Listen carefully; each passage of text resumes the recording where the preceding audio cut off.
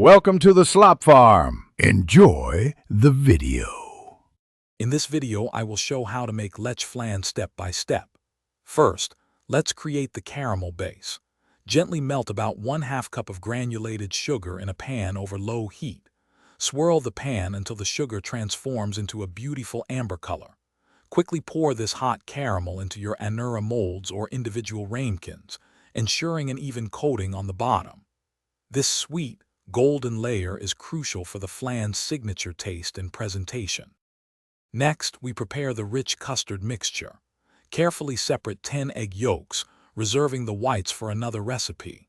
In a bowl, whisk these yolks with 1 can of evaporated milk and 1 can of condensed milk until well combined.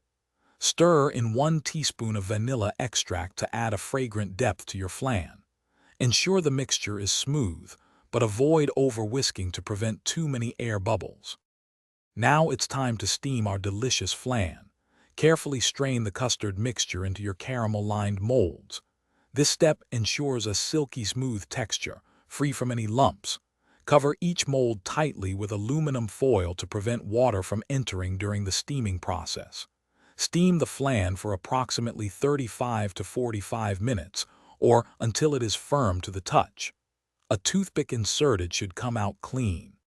Once steamed, let your Leche Flan cool completely at room temperature before refrigerating it. For the best results, chill it for at least 4 hours or even better overnight. This allows the flan to fully set and develop its rich flavor.